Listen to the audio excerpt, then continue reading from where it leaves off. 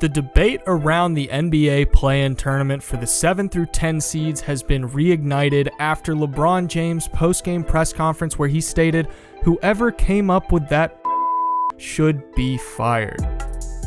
We also saw the Dallas Mavericks have some choice things to say about the NBA's decision to implement such a tournament back when the Mavericks were flirting with a play-in spot.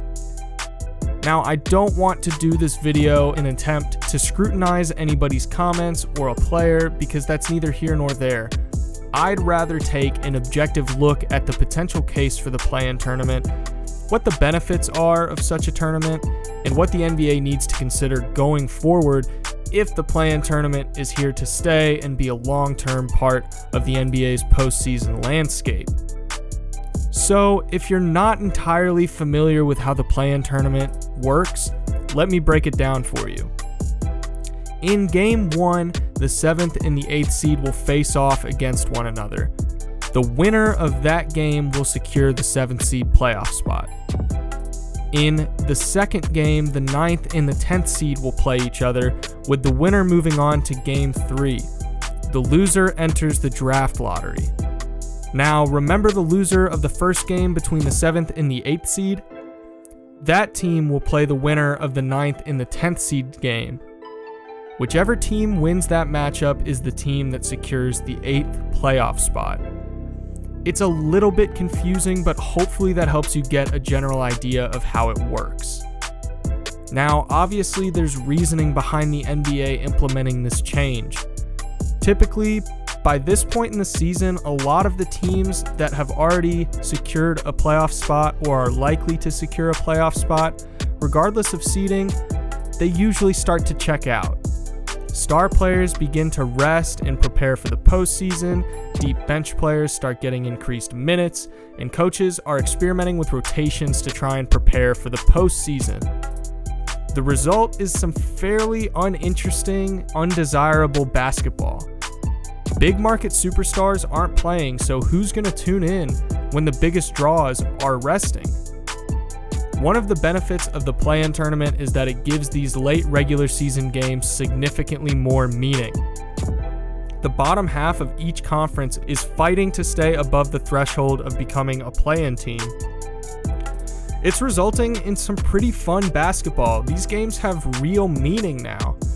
Everybody wants to avoid the play-in, so every team that hasn't clinched a playoff spot is fighting tooth and nail to stay above the 7th seed.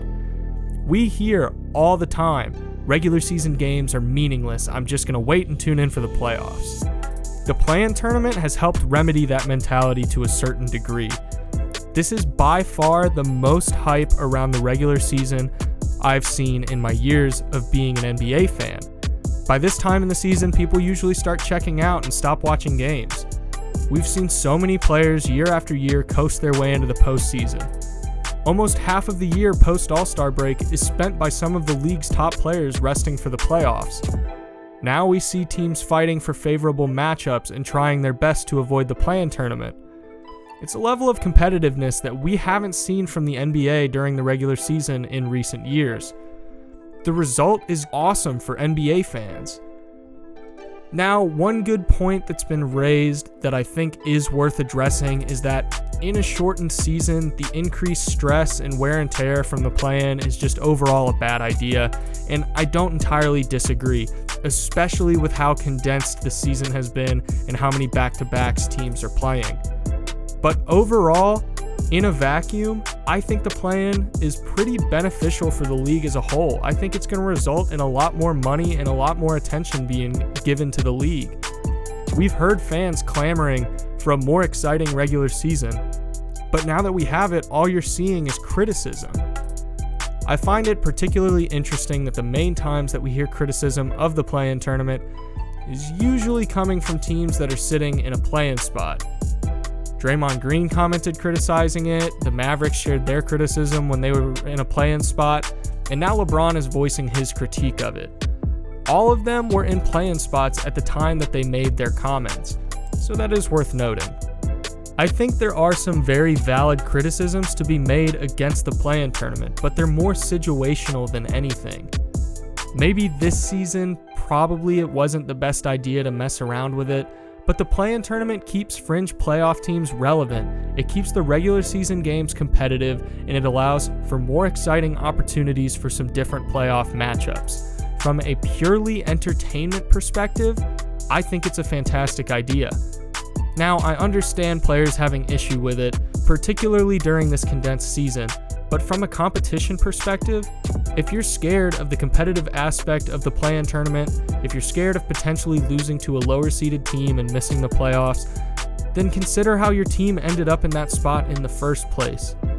Now, obviously, injuries are out of a lot of teams' control, so I'm not going to hold that against anybody. But I can name a bunch of players throughout NBA history who would have been salivating at the idea of being able to upset their way into the playoffs or the chance to head into the postseason with an underdog mentality. In the words of Damian Lillard, players are running from the grind. At the end of the day, the play-in tournament is making for some of the most exciting regular season games we've seen recently, and I would imagine that it's here to stay. Players criticizing it only increase the NBA's exposure and more headlines, and it likely leads to increased viewership. It results in this feedback loop that's only going to encourage league executives to continue pushing for it. I have absolutely loved this late stretch of the season, and we've avoided the quote-unquote dog days of the last 25% of the season that we usually encounter.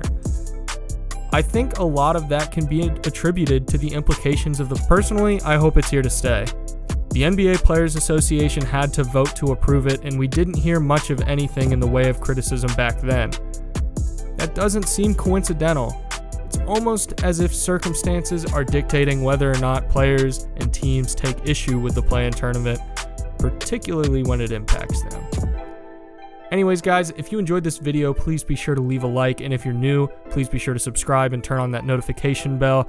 About 2% of the people who actually watch my videos are subscribed to the channel, so please be sure to subscribe. It helps me out a lot, and I'll see you guys in the next one.